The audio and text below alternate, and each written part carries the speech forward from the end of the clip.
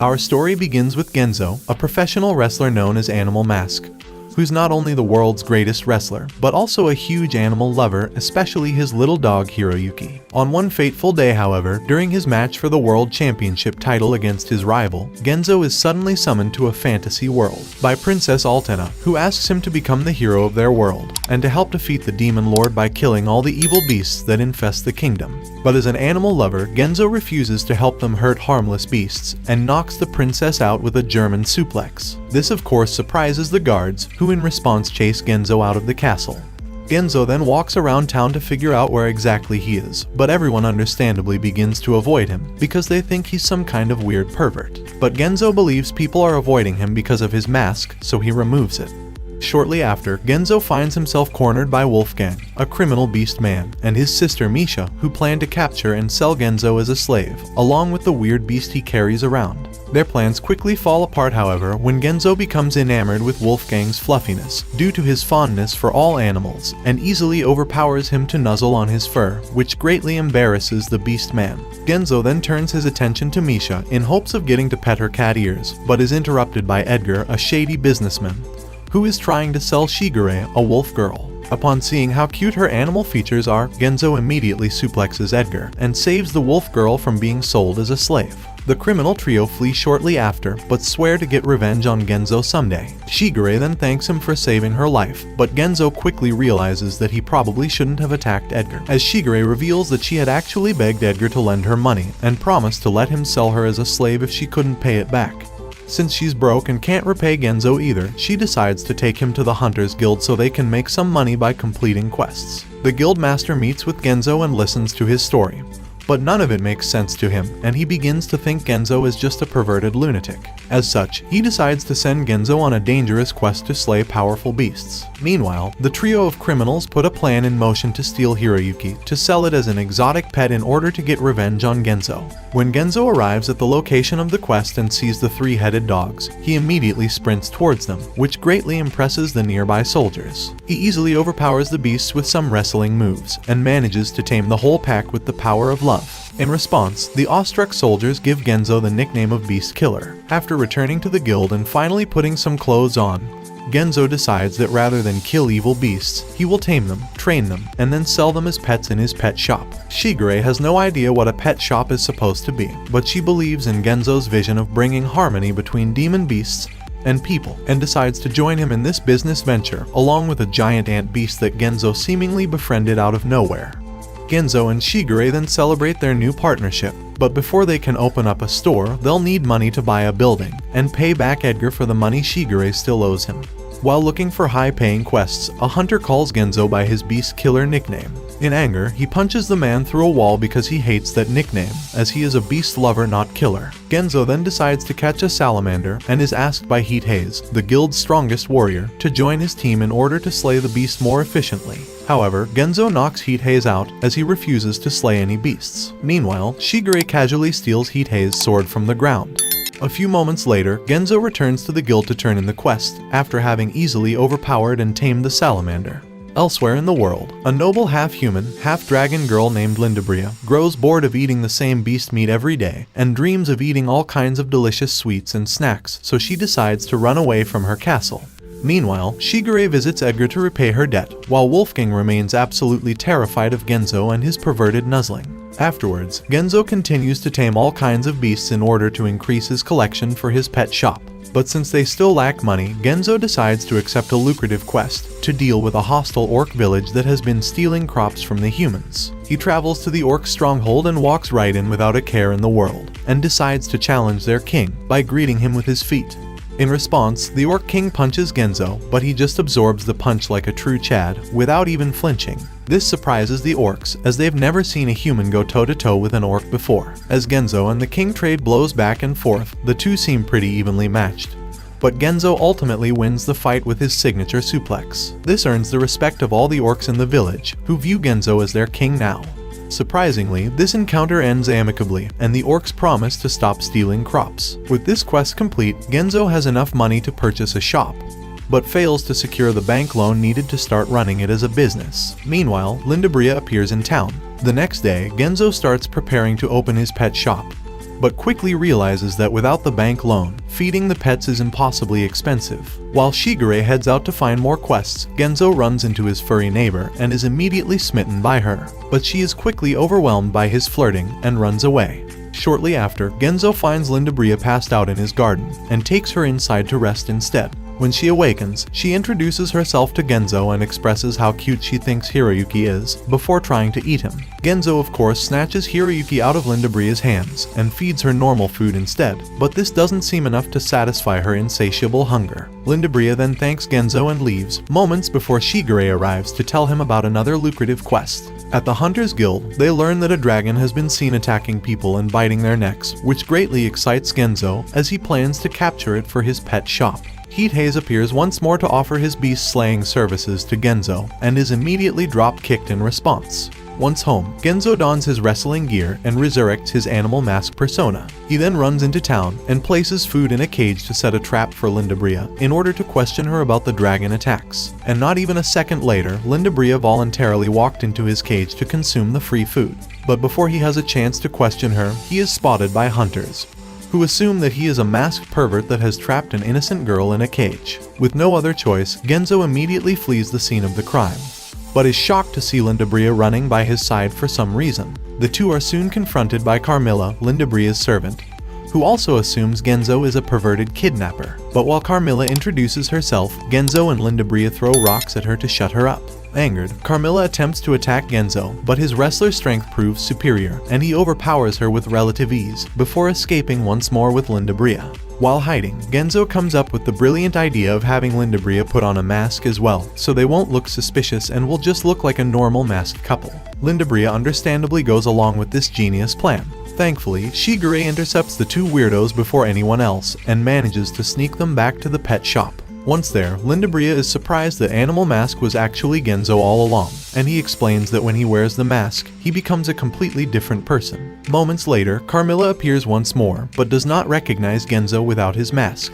Following Shigure's advice, Genzo neutralizes Carmilla with holy water and garlic, while Lindabria explains that she is from one of 4 noble families who directly serve the Demon King, but that she did not attack any humans as they don't taste very delicious. Afterwards, Lindabria asks Genzo if she can stay with him and help out at the pet shop, because she wants to be close to Hiroyuki, and much to Shigure's displeasure, Genzo hires Lindabria to work in the shop, and nicknames her Hanako to hide her true identity. But when Genzo then learns that the dragon attacking people was actually Carmilla sucking their blood, he German suplexes her.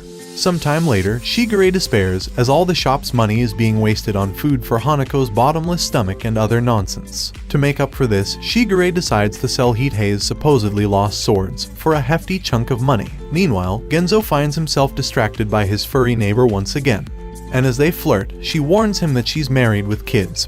But Genzo responds that he will love her fluffy husband as much as her. Overwhelmed once more, she runs away from him. Shigure actually witnesses this strange interaction unfold, and begins to regret her life choices.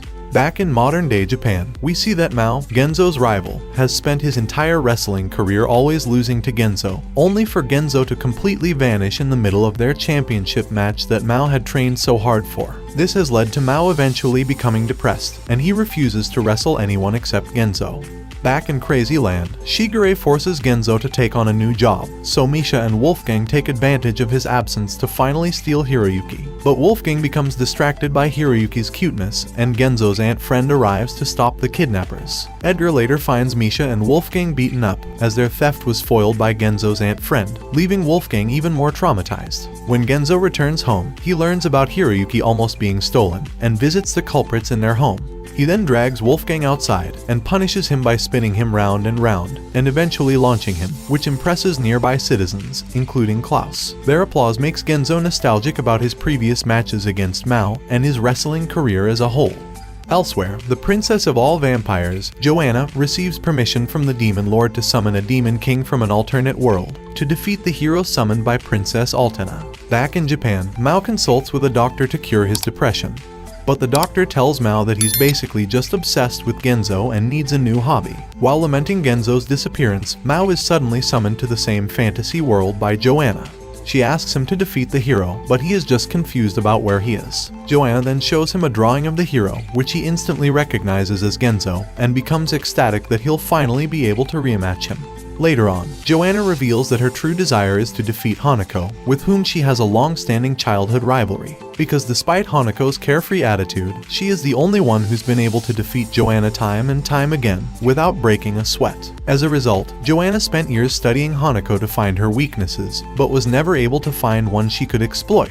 Years later, the two ran into each other again at a party, but Hanako had no recollection of who Joanna was. After they talked for a while, Joanna offered to replace Hanako's worthless servant Carmilla with a more powerful vampire who would secretly spy on Hanako to find her weaknesses. Despite knowing how weak Carmilla is, Hanako agreed that if Rose could defeat her servant, she would replace Carmilla with a servant of Joanna's choosing. Unsurprisingly, Rose quickly defeated Carmilla, who soon began to cry and beg her mistress not to replace her. Joanna agreed to let Hanako keep Carmilla, but only if Hanako kneeled in front of her, which she did without any resistance. Joanna and Rose left shortly after seeing how easy it was to make Hanako kneel, and celebrated over having finally defeated Hanako by humiliating her and making her look completely pathetic. Their carriage was then stopped by Hanako, who informed Joanna and Rose that, although she doesn't mind losing, she has a responsibility to maintain her family's reputation. She then transformed into a dragon and effortlessly defeated Joanna and Rose, humiliating them both. Sometime later, after hearing how Hanako ran away from home, Joanna became convinced that Hanako left to find and defeat the hero so she could gain all the glory for herself and humiliate Joanna again. And so she summoned Mao in hopes of defeating the hero first. Meanwhile, unbeknownst to Genzo, a blue-haired girl is secretly watching him. She is a hunter named Celis who approaches Genzo and is instantly punished for calling him Beast Killer. Celis then explains that she's actually an inexperienced hunter and that the guild master suggested that she ask Genzo to train her. Genzo refuses at first, but changes his mind and agrees to train her after realizing that Celis is actually a lizard woman with shiny scales and not just an ordinary girl.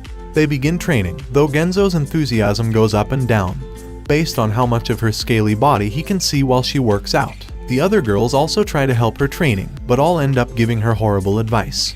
When her training is complete, Genzo gives her a wrestling mask, along with the name Celis XXL for her wrestling persona. But Celis has no idea what wrestling even is, and refuses to wear something so humiliating. She then reveals that she wanted training specifically from Genzo, who is known to be friendly with beasts, because hunters at the guild were making fun of her for being a lizard woman. Upon hearing this, Genzo heads to the guild and furiously beats up every single hunter, until the guild master interferes and manages to calm Genzo down a tiny bit. The hunters then realize that they were wrong to bully Celis and apologize to her. But Genzo refuses to accept their apology until the hunters agree to fight Celis in a duel, and acknowledge her as an equal when she defeats them with Genzo's signature suplex. Klaus, the bank representative, watched the duel unfold and witnessed how excited it made everyone, and saw potential in this idea. He approaches Genzo later that night with plans to hold a fighting tournament, which he promises would earn Genzo a lot of money for the pet shop. Genzo refuses at first, but agrees after realizing how much he misses wrestling. As they begin to plan the tournament, Genzo tries to include beasts in the matches, but Klaus suggests that they should invite beastmen instead. Later that day, Genzo sees his furry neighbor that he always flirts with and visits her home. Her husband returns shortly after, only to find his wife talking to Genzo, and believes that the muscular stud is trying to steal his wife. As the two men begin to trade blows, the husband remembers the thrill and excitement of fighting, something he had long forgotten. The two men seemingly make up moments later, and the furry husband leaves with Genzo in hopes of rediscovering the glory and thrill of his youth. His wife, however, is a bit confused that Genzo appears to have stolen her husband. Genzo then tries to ask Wolfgang to join the tournament, but he is still too traumatized, so Misha decides to participate in his stead. In the following days, Genzo also recruits Celis, Carmilla, orcs, and hunters, though he knocks out Heat Haze for trying to use weapons. And as the fighters train and bond in preparation for the tournament, a hooded figure watches from a distance. Meanwhile, Princess Altena learns about the tournament from a flyer and immediately recognizes Genzo as the hero she summoned, who also humiliated her. When the tournament matches officially begin, they draw a large crowd and are hugely popular, and everyone seems to be getting along and having a good time. Shigure also set up a booth to seemingly sell merch, but in reality she's secretly selling spicy pictures of the muscular fighters. For the final fight, Genzo and Carmilla form a tag team against Misha and Heat Haze. But when Misha is in trouble, the hooded figure is accidentally revealed to be Wolfgang, who is reluctantly coerced into replacing Heat Haze. As the crowd grows rowdier, Shigure admits the drama of Wolfgang and Genzo's rivalry is good entertainment. But in the ring, Genzo is just traumatizing Wolfgang again by nuzzling him. After winning the finals, Genzo declares the tournament a success, and everyone celebrates in the guild. Klaus also reveals that the tournament was immensely profitable, which makes Shigure extremely happy, until she learns that Genzo, Carmilla, and Hanako racked up more bills throughout the tournament than what they made in profit. Sometime later, after soldiers locate Genzo, Princess Altena tries to convince him to become this world's hero. But when Genzo refuses to fight the Demon King, Altena orders her strongest knights to kill him so she can summon someone new. But Genzo just defeats all of her men before they can even land a finger on him, a sight that Princess Altena just can't believe. Afterwards, Genzo grabs Princess Altena in a seemingly romantic way, and swiftly throws her out of his house. Meanwhile, Mao sees one of Genzo's tournament flyers, and finally figures out where Genzo is. When Genzo returns home one day, he finds Joanna, Rose, and Mao waiting for him in the shop. Rose, Carmilla, Joanna, and Hanako resume their petty arguments until Mao angrily interrupts them and challenges Genzo to finish their championship match. Joanna, assuming that Mao is referring to some kind of evil match to the death, also challenges Hanako and Carmilla. Klaus suggests including their fights in the next tournament, and everyone agrees. Afterwards, Carmilla puts her pride aside and secretly asks Genzo to train her in wrestling so she can finally defeat Rose. After several days of hard work, Klaus and Shigure manage to redesign the wrestling ring to cope with a larger audience, and with the use of magic, they are able to broadcast the tournament as if it was taking place in modern-day Japan. The first match sees Hataage, Celis, and Princess Altena wrestling demon beasts from Joanna's army of evil. The princess is easily overpowered and humiliated once again, but she begins to find that public humiliation is quite enjoyable after all. Meanwhile, Celis and Hataage win the fight despite Princess Altena doing nothing. In the second match, the furry husband and orc king team up together to defeat Cyclops from Joanna's army of demon beasts. The furry wife watches in awe as her husband wins, and thanks Genzo in her thoughts for rekindling her love for her husband. In the third match, Misha and Wolfgang are easily defeated by gorilla beasts, and are overall just thankful that their suffering is finally over. In the fourth match, Carmilla wrestles Rose and finds that Genzo's training has actually made her stronger. And after being knocked down, she gets back up and promptly slams Rose to the ground with one of Genzo's wrestling techniques. Unfortunately, she celebrates before pinning Rose to the ground, so Rose knocks her out with a German suplex of her own.